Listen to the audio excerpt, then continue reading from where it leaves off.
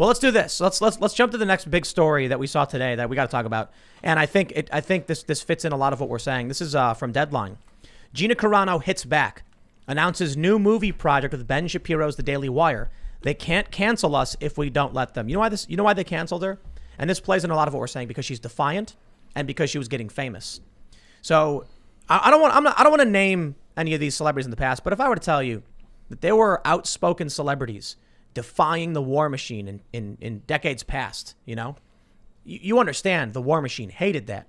They hated the fact that celebrities rose to power, whether they're rock stars or movie stars or whatever, and then used that activism to defy their plans. You end up now with, in many instances, you have the celebrities just towing the line of the establishment elites and playing along. It's very, very smart. Make sure the celebrities in Hollywood and the music industry can only agree with the authoritarianism. Otherwise, you'll get people rising up defying you, and then you got a real problem because these are charismatic people when they become famous, right? Mm-hmm. One of the reasons they become famous. Gina Carano was speaking out saying, don't demonize your neighbor. She was speaking out saying, don't bully people. You can't tell me what to do. That's defiance. They had to say, you're out. See, they don't have to arrest you or lock you up. They're using economic power. They'll threaten to take your job away, your comfort, your livelihood. And it works. The problem now, I'm really interested to see how this plays out, because the Daily Wire has a movie division now. They did the movie Run, Hide, Fight. And they immediately, I guess, hit up Gina, and they've announced they're doing a movie together. So Gina Carano said, the Daily Wire is helping make one of my dreams, to develop and produce my own film, come true.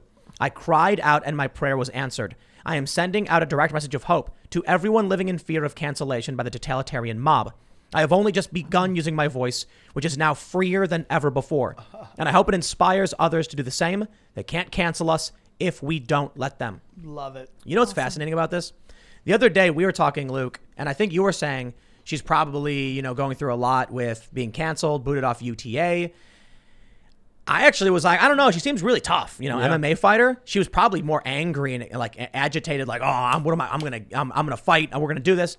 Turns out she's behind the scenes planning her next major move, which only escalated her stardom. Yeah, even more famous. She also tweeted out today, quote, "This is just the beginning. Welcome to the rebellion." Yes! Awesome energy, awesome vibe. There's some other things happening behind the scenes I don't want to mention, but great person, and that's the spirit you need to have, because if you have the spirit of, I'm so sorry, no, please let me have my job back, you're utterly destroyed, and you let them win, you let them have your power. Don't let them have your power, and you could come out on top of this. I have the perfect analogy. See, you've got some celebrities, and after the emperor declares unlimited power and blasts Mace Windu out the window, they drop to their knees in front of the woke mob and go, I will do anything you say. Losers. Yeah. Watching Revenge of the Sith, you've all seen it? Yeah. Because Gina Carano's in Star Wars, we got to do Star Wars reference. I love the Mandalorian. I just watch Revenge of the Sith, and I just want a scene where Anakin just kills the Emperor. Just finishes him off. We should remake it. When he drops to his knees and says, I'll do whatever you say, I'm like, oh, it's so pathetic. But it's the movie, right? Yeah. I'd love for him to just be like, Mace is fighting the Emperor. And then I imagine this. I finally got that scene. I always wanted to see Anakin say no to the Empire, to the Emperor, to the Empire. Gina Carano on Star Wars, working for Disney, literally like the empire of media, and they declared unlimited power, do as you're told. And she said, no, I will not do whatever you say, and left. Well, awesome, man. This is the crazy part, because the spin by the mainstream media is very interesting. There was an article by The Independent that was titled, Gina Carano's Mandalorian exit proves cancel culture doesn't exist despite what her fans say. I had to double click this because I saw a screenshot. I was like, no, wait, this can't be real. This is someone just goofing. I literally had to put in that title just to see it, to believe it. They have this article talking about how there is no cancel culture. It doesn't exist. 2 + 2 = 5. Just keep doing what you're told. Absolutely crazy. I met Gina Carano about 13 years ago, I had a show on Spike TV with her then boyfriend, Kit Cope, and she was the nicest person. She was so nice, and she's always succeeded at everything she's done. So I don't know why this would be any different. And, you know, Disney has its own dark history. So for them to judge anybody on any of that. And, you know, when you discuss a Holocaust, it's a very delicate situation. We all have Jewish friends, and it's very sensitive. And you have to respect that for sure. But it's like, if we don't understand history, we're doomed to repeat it. She said, don't demonize your neighbor. It didn't say Republican. It didn't say Democrat. It said, don't demonize your neighbor. I have family that died in the camps. She gets a pass. Everyone gets a pass. You get a pass. So it doesn't matter. We shouldn't be you scared to talk about history. Listen. You should be able to talk about it. This is a one-way river. This water flows in one direction. Check out this story from the San Francisco Chronicle. A Black Lives Matter mask shut down the Girl and the Fig. It's a restaurant. It's a wine restaurant, I believe, showing the high stakes for restaurants that stand on the sidelines. The famed wine country restaurant said a BLM mask violated its uniform policy. But for a younger generation, disengaging is no longer acceptable. What is that? What is this? If you are an employee at Taco Bell, because this happened, and you're wearing a Black Lives Matter mask in violation of company policy, and they try to fire you for your politics, the woke mob attacks the business, and the business hires them back. In this instance, we have this wine country restaurant. Woman wanted to wear a mask, I guess, or employee wanted to wear a mask. They said no, so the woke mob goes after the business. It's always in the direction of the cult. If their cult is winning, that's all that matters. Gina Carano was defiant. She resisted, so they get rid of her. These restaurants, the business itself, was resisting the cult, so they go for the business. It doesn't matter. It goes in one direction. You must support the cult, period. Otherwise, they'll destroy you. But I tell you this, all of the cowards who refuse to speak up, well, when they come for you, you will regret it, because you have your chance now to speak up and be defiant. And I love what the Daily Wire is doing, by the way, because this is how you win. Building culture. Make movies. Yes. Make movies. Inspire people. Make cool stuff. Build your own website. But if you do nothing. So this is what I was talking to a bunch of friends of mine recently in the past day or so because of what happened. And a lot of them are telling me like, dude, I wish I could, do something and speak out, but I'll get fired. And I'm like, bro, don't say anything political. Just make something cool and inspire people to hang out with you. And then they will be surrounded by free, loving individuals. That's what you need to do. So make movies. Hire Gina Carano. Do a new series. Well, another thing people really need to realize is that they're going to come for you whether you like it or not, for just maybe even your thoughts in the future. As we found out today from even Instagram, as they announced that they are going to start banning people for what they say in private DMs. Your private messages are now being snooped through, being scanned by Instagram, and if there's any quote hate speech in there, they will ban you for even things you don't publicly post. They've been scanning your messages for ages. I want to go back through your history and find stuff now. Retroactive enforcement. They've done that too. YouTube did it. YouTube did it to me. I got banned for a video like that was almost 3 or 4 years old. 2 times that they've done that to me. They've taken me out. Here's the thing, dude. You have to understand. It's like, what is the platform? What are their rules? Either you play by their rules or you get off. And like people think that's like, it's like people from like 2000s. We all had our own websites. That's where it's going. GeoCities, bro. Yeah. Remember GeoCities in the 90s? Yeah. You went on, you signed up, you had your own website. People would just build their own thing. Yep. And if you were like, how did you find someone's content information? Well, you get a business card with their website on it. Then then social media was invented.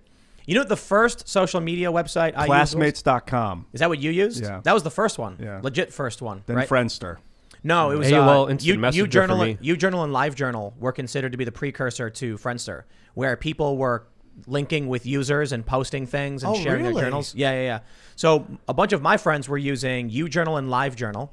And then Friendster happened. And Friendster was where you actually had a list of your friends. Yeah. People could look at Friendster, man. And then MySpace was better. Tim, take the pillow money, buy MySpace.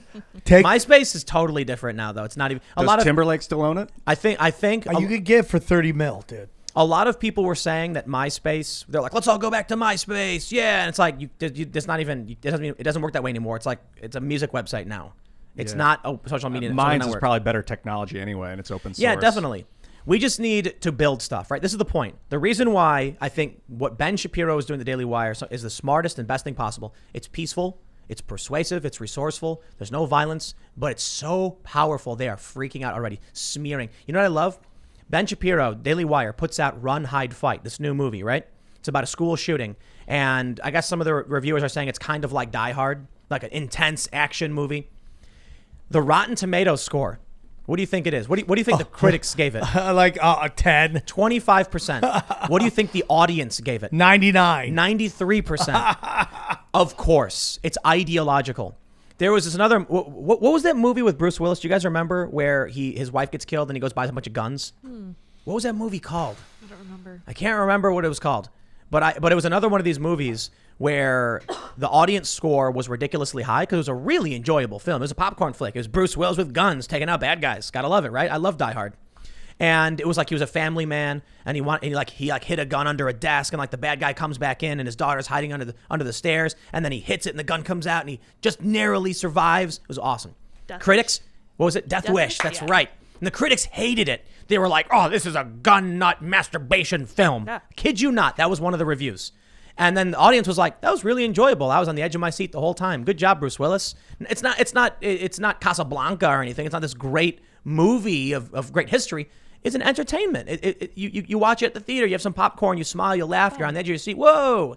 And then you go home. And that's it. And you maybe get it on DVD or download it on Amazon, I guess, or subscribe, whatever. Does anyone listen to critics anymore? I feel like they totally whiffed on everything. And the new generation's like, I'll either watch it if I like it or not. I'm not going to list some guy who's never done it. It changed when we could get the crowd to review stuff like Steam video games. You'll have like GameStop magazine or whatever will come out and be like 9 out of 10 explosive. And it's one guy that works for game.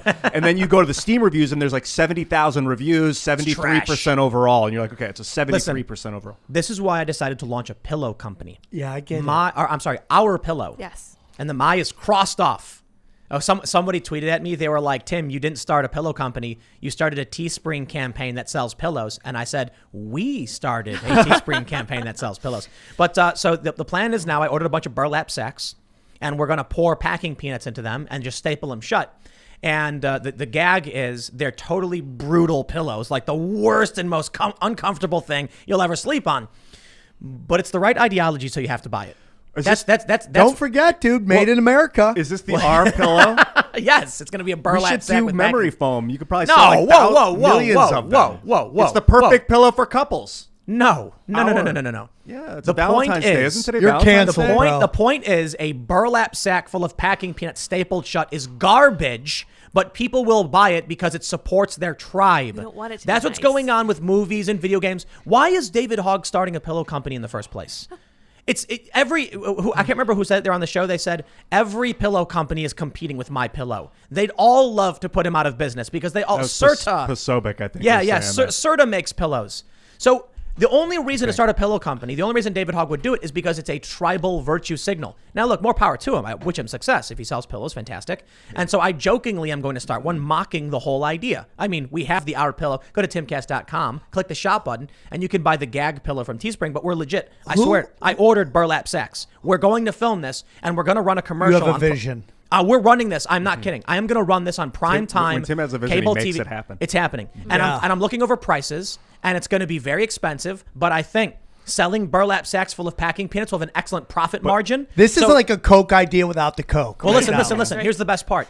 If people buy burlap sacks full of packing peanuts for pennies on the dollar, and I sell them for $50 each, I'm going to make mad profit off of communism. It's great. Let me ask you, who do you think has who got famous off a weirder thing? Kim Kardashian or David Hogg? Ooh. Well, the thing about David Hogg is that he's in a political space. And with all due respect, man, I mean, the story and what happened in Parkland is horrifying. It's horrifying. So I got no beef. I got no issue. I think more power to David Hogg. He's got his opinions. I think he's a young, naive kid. I think a lot of them are. And I think there are a lot of powerful special interests that want gun control that were willing to prop that up.